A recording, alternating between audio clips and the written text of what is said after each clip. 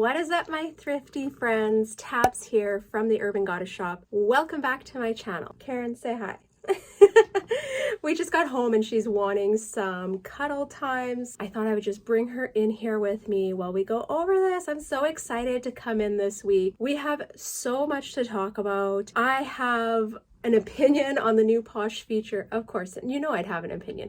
Lots of really good topics, some different platforms, just different things going on in the reseller community. And yeah, I'm just super excited about this. Well, let's just jump right into it. Oh, I think she might go. Can you say goodbye, Karen? Say bye, guys. Bye. She's so serious. Hold on. If you're new to these videos, this is where we hang out. I'm your favorite coworker. You're mine. You're going to get work done, and I'm going to chat your ear off with everything reseller news related. If you're new to my channel, I'm a Canadian reseller. I'm a mom to 2 girls, a wife. I work part-time in a hospital pharmacy, and I love to sell used clothing. It is my jam here on YouTube, and I share everything about my business, helping you grow a side hustle reselling as well. Okay, let's jump into the life and business update. Life-wise, we have been busy. I've been editing so much in the last week and a half. Like, it's crazy because now we have that second channel. So I am editing for our ambulance channel. We put up our first episode, which I'm gonna pop up right here. Go click on it, take a watch, subscribe if you want. I would love actually if you guys would subscribe over there. It's a pretty quick video. It's like 13, 14 minutes maybe. And it's just like our first video. It's not perfect. I'm dealing with like footage from a year ago, which had a lot of gaps. I don't think we realized that we weren't videoing enough stuff. Done is better than perfect, right? Done is better than not done. So I am committing to putting out a video a week. We have a ton of content to put out, and I think the editing will get easier and cross over into my kind of like thrift with me type vlog videos I've been doing. They're very similar styles. I think it'll be good for me professionally as an editor.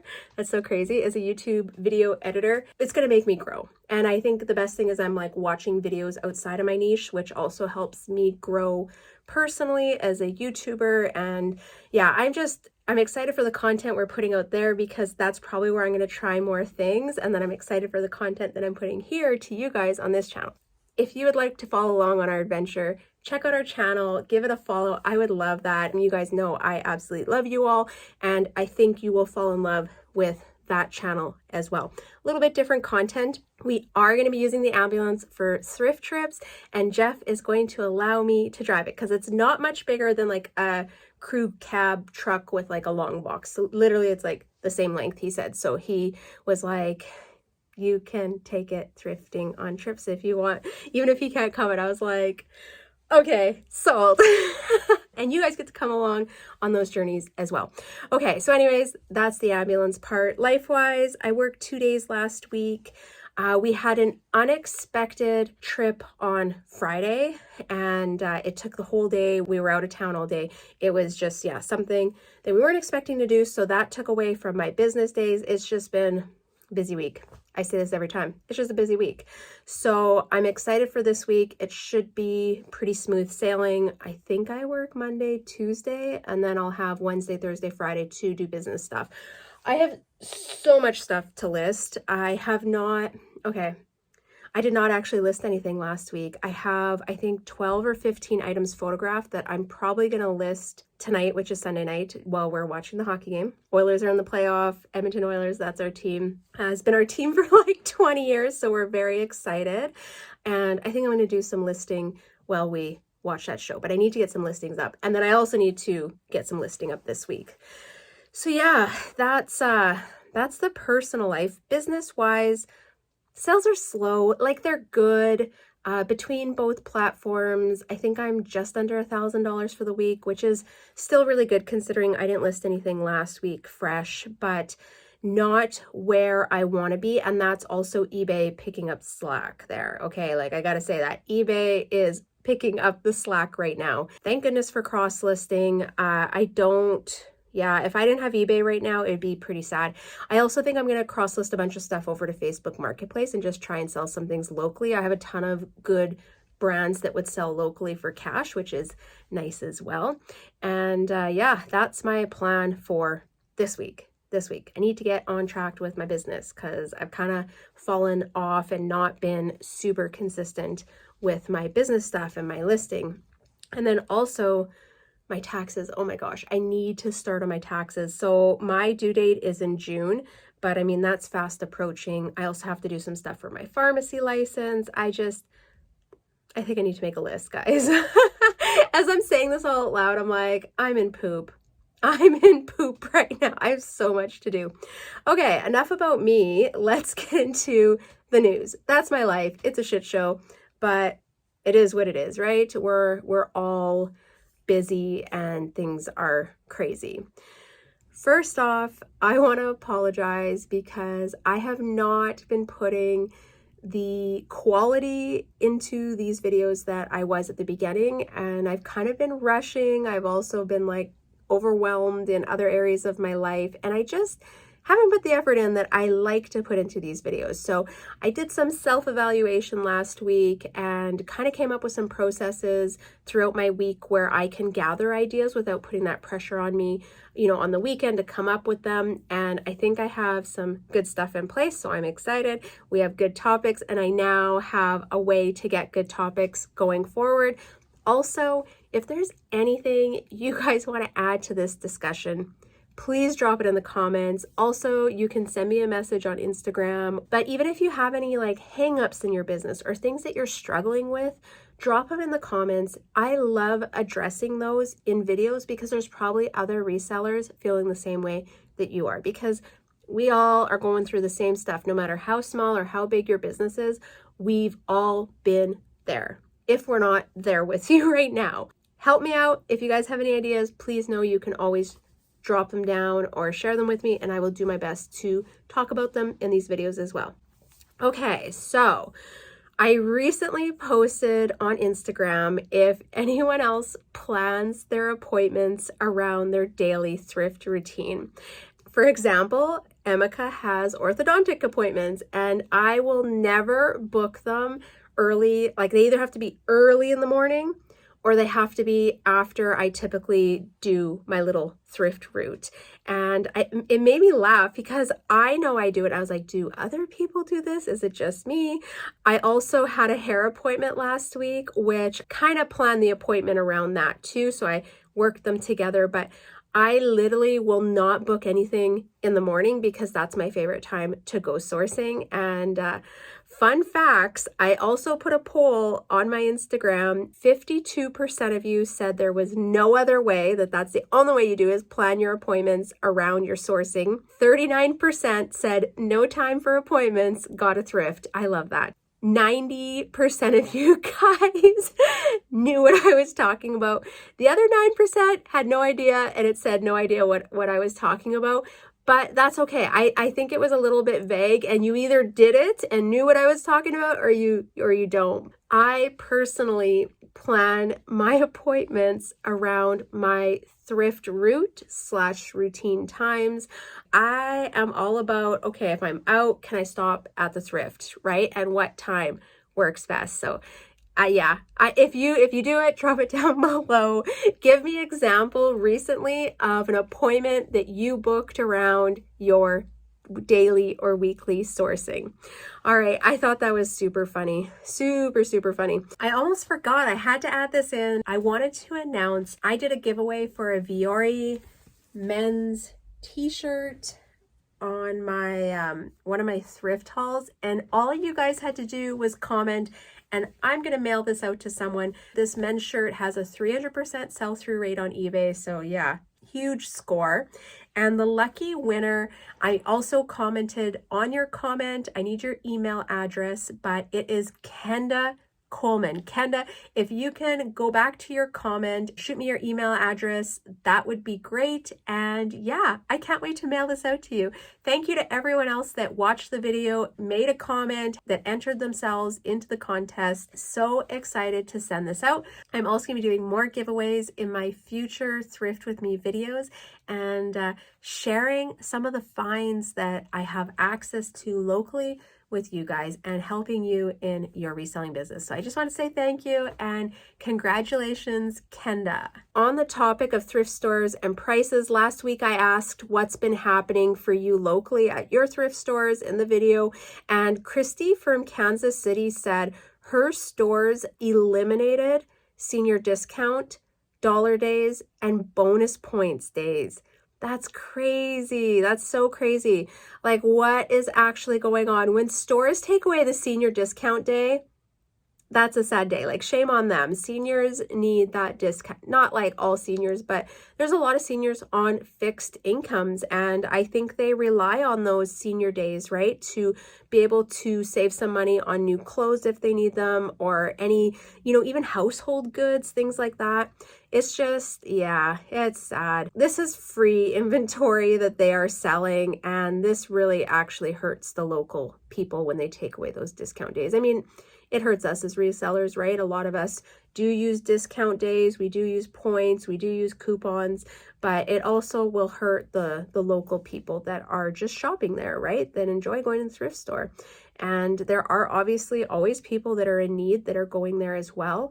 And yeah, I was really sad to hear that. I had not heard of that happening locally to us, but I guess what I would like to know is, have you had some of these losses in your area? Have you seen these programs or, benefits taken away at your thrift stores? And if so, do you want to shout out where you're from and maybe the store that has done it? Because it might be, a heads up to other people in other cities that shop at similar stores.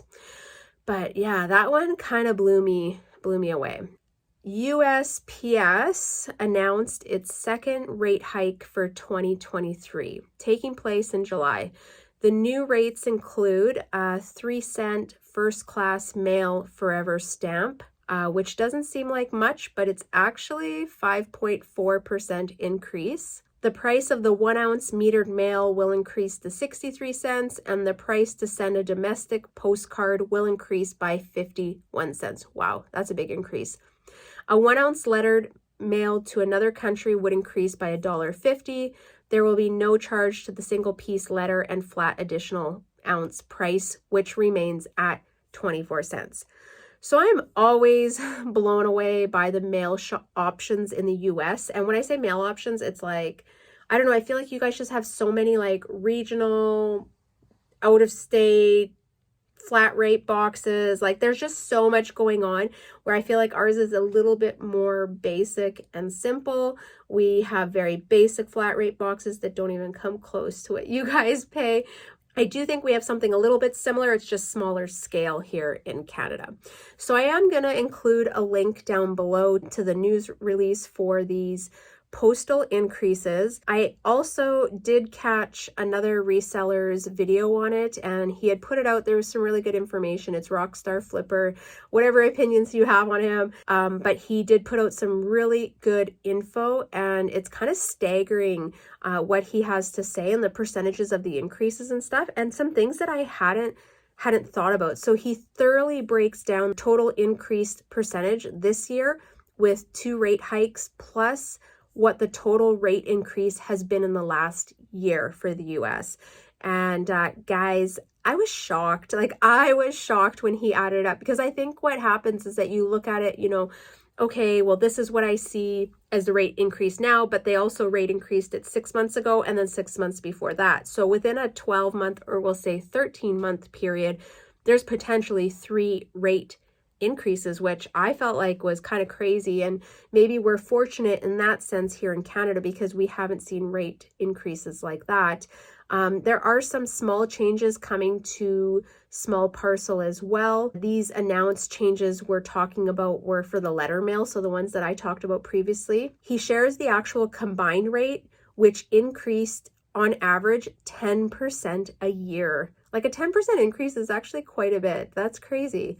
Anyways, I'm always cautious about what videos I share with you guys, but I really found this one informative as I don't live in the US, and he was breaking down, you know, what increases had happened, what the percentages were over the year, things like that. So if you want to get some more information, I'm going to have a link for that one down below as well. All right. Moving along. Janet asked on last week's video how to convert likes to sales. Other than the discount strategy, I'm going to speak on strategies that I use. And if you have any additional or anything you want to chime in, your 2 cents on how any of these work, please feel free to drop them down below. There's a few ways that I will offer discounts to buyers. First is the manual likes to bundles. Now, this is where someone comes in my closet, they like an item, I create a bundle, I add their like to it. If there's anything else in my closet that they have previously liked, I will also add those into the bundle. Then I will usually send them an offer, and this is going to be appropriate to the age of each listing. It can definitely range in discounts. It'll be, you know, again, looking at the age of the listing, how long have I had it, is it stale inventory, and what do I have in cost of goods on those items. So I do use that little field in the additional information on Poshmark, so you can put your SKU, and then I think you can have like cost of goods. I usually put it in there, so if I'm not sure, I can click on the listing, hit edit, scroll down, and I can see what I entered as cost of goods on the item. If they're older items, definitely I'm going to look at what kind of profit I'm hoping to get, and it's not uncommon for me to, you know, calculate in my head 50% off this one item and 30% off the other item, use my calculator, add the 2 items together and send the offer. I definitely will look at items on an individual basis and then decide what kind of discount I can give on it. And then depending on how my sales are that week too. Next one that I use is offers to likes. And this is when someone likes an item, you send them an offer, whatever discount you choose, usually appropriate to the age of the listing or maybe the brand.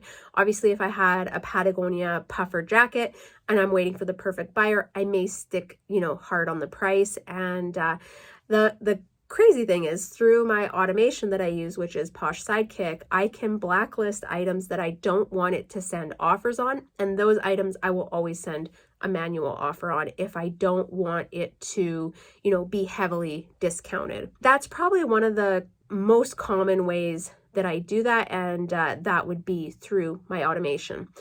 Next is the My Shoppers. So in the My Shoppers feature, it's like a bulk messaging or bulk offer feature. You can add likes to bundles. I usually do this once a week, so I will go back, you know, 1 week, previous week, and add all the likes to bundles, and then I will set kind of a blanket offer discount that I'm sending to everyone's bundles. Like I said, I do this once a week. You can send up to a max of 3 offers to people, and then it won't let you send any more. And it also won't let you send offers if you already have an active offer. So say it was today, someone liked an item, I sent them an offer for 20%, and then later on in the evening, I go to use my shoppers. Anyone that I have sent an offer to in the last 24 hours will not receive the offer that I'm doing today. I hope that makes sense, but every offer has a 24-hour window, and you cannot send a second offer on top of that. Now, the reason why I like this feature, the way they do like the max 3, is that I can just like bulk send things out, and if I've already sent them 3 offers, it just won't send them the last offer. Do you know what I mean? This way I feel like max 3, you're not really spamming people, and then once a month I will send out a message to bundles. So I'll add likes to bundles and I will send a message to them. It's usually on a long weekend and I'm running an aggressive sale. Retailers send out weekly, sometimes daily, sometimes like multiple times a week emails on sales that they're having, what's going on in their store. So I feel like it's no different for us. And if someone doesn't like receiving it, they can block me. I mean, the same thing when you sign up for an email through a company. If they're emailing you too much, you just unsubscribe, right? And if people are actively liking items in your closet, I think you can send them offers and messages. I don't know. That's just how I work it, at least. And when I send out the bulk message, I only go back 1 month to the previous long weekend. So I'm only doing it once a month, and it'll only send offers to them if they've recently liked something in that month in my closet.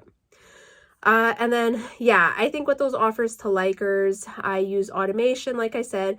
POSH SIDEKICK, absolutely love it. Various features to customize your offers to your likers, which I'm not going to chat about here. They also have a ton of features coming out soon. So if you are a Sidekick user, I recommend going into their Facebook groups so that you can see what's coming out. And yeah, and I have my offers usually set between 30 and 60 minutes. Sometimes I'll push it up to like a couple hours if I want time to send a bunch of personal offers. Maybe it's a Sunday night, sales are a little bit slow. I might even turn it off and just do all manual offers, like let it run, let it collect likes, share my closet, but do manual offers. I like try every method. I'm never doing just one thing. I'm usually trying different things. If something works, I will continue doing it. But if I'm not getting sales, I'm trying something different. Yeah, okay. And then I also wanted to talk about discounts, and I talked about this a little bit, was like offering discounts. This percentage is relevant to your pricing, the items you're selling, the condition, the quality of your listings, the quality of your photos.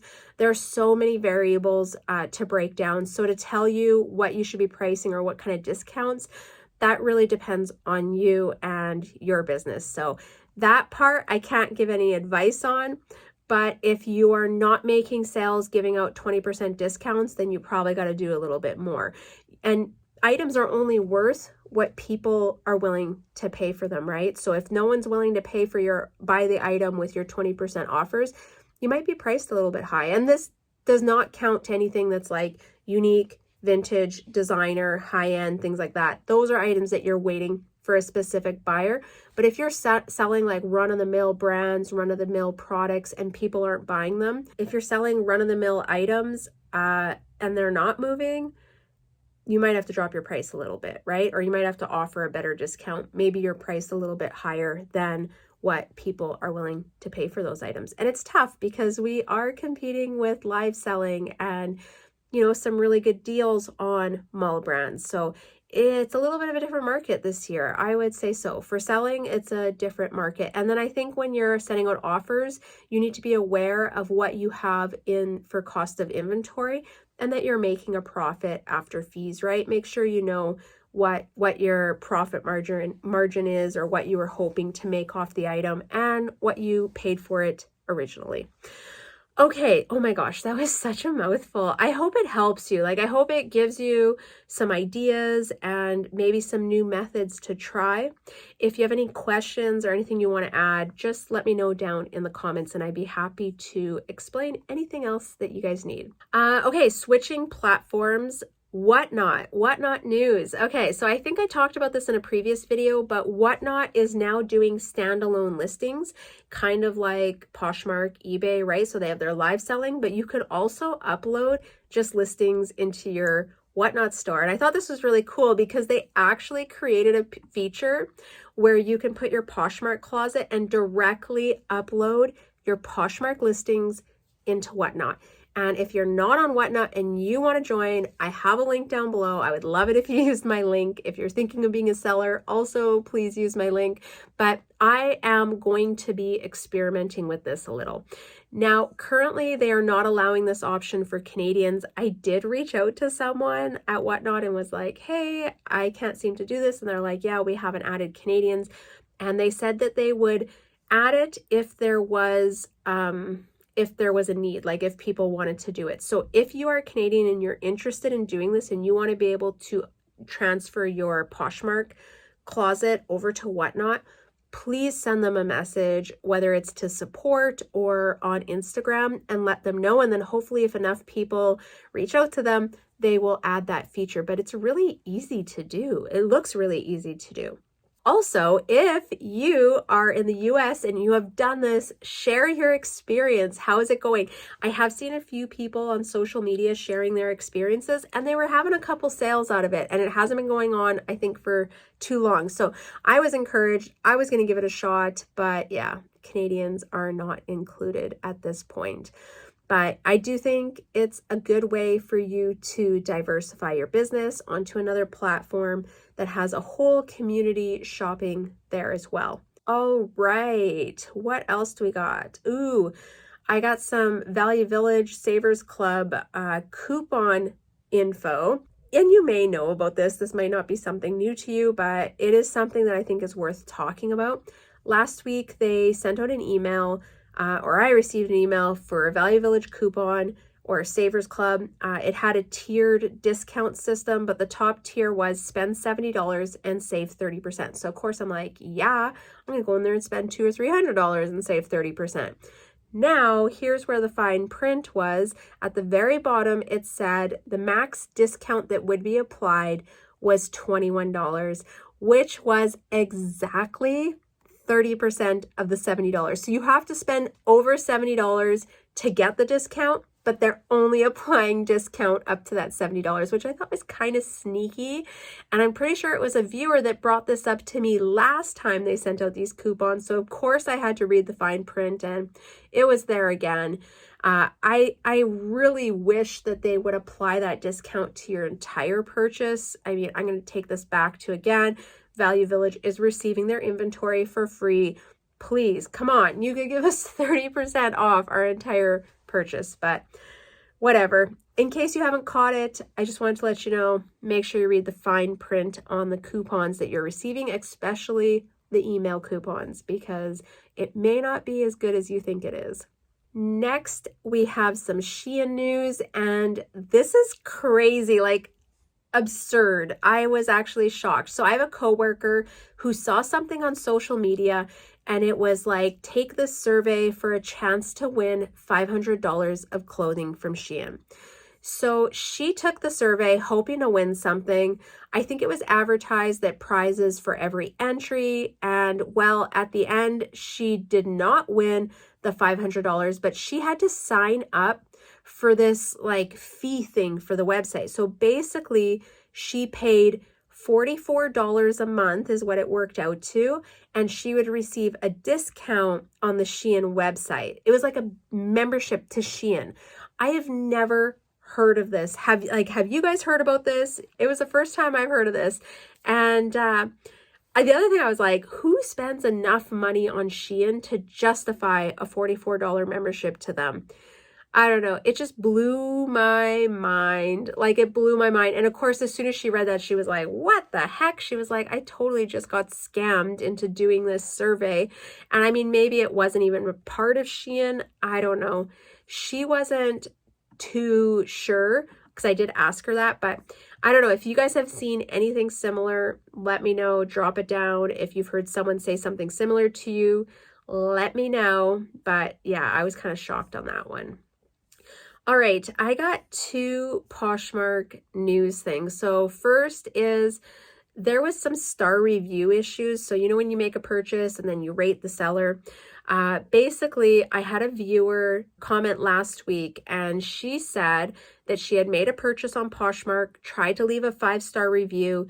The app was glitching. It wouldn't let her leave a 5-star review. It auto-filled to 4. It would let her leave a comment, but she couldn't edit the stars. She couldn't give a 5-star. So she had to give a 4-star and say everything is perfect. It was really odd. And when I actually asked you guys on Instagram and I was like, hey, is anyone else having an issue where they're receiving less than 5-star, but the comment is, you know, they love the item? And a surprising amount of people replied yes. It was less than 10, but it was enough for me to think, okay, I think this is affecting other people. So yeah, I personally haven't had it happen to me. I'm wondering how many people were affected in that little glitch and how long it lasted for. If you had a similar experience, so what I'm looking for is, you know, in the last week or two, you received a less than 5-star review, but in the comments, they were like, loved everything about it. Everything was perfect, arrived quickly, whatever. You know what I mean? Like, you know, those ones where the comment and the star rating just don't match up. I want you to share those if you have any similar experiences. And then last is probably, I don't know. I don't think this is the biggest news, but it's definitely interesting. So Poshmark rolled out a new update. They have this new thing going on with live shows where you can sell other people's items. And I'm just going to click over to the blog post. So it's called Sell Together. And this is to allow sellers to share listings directly to your show. You can toggle on accept shared listings found in the new settings icon in your show. Plus your show will be featured in the Sell Together section of the All Posh Shows page. Oh my gosh, that's so wordy. Basically, sellers can share their listings into your show and you can select which ones you'd like to feature from a second device. You would tap request to auction on the listing you'd like to add to your show. Once the auction details have been entered, the auction can begin. Yeah, I don't know how I feel about this. So here's what worries me. I was doing live shows and I did sell some people's items in my shows, but I want to vet the items that I'm selling in my show. If I'm gonna sell someone's items, I want to know what kind of seller are they? What kind of items do they have? Do they have measurements in their pictures? Do they have quality photos? Like, you have to meet a certain standard, and it's not like a crazy standard, but it's just a very basic standard for me to sell your items. You also have to have a decent star rating. Like, I look at some different factors when I was accepting people to sell their items in my shows.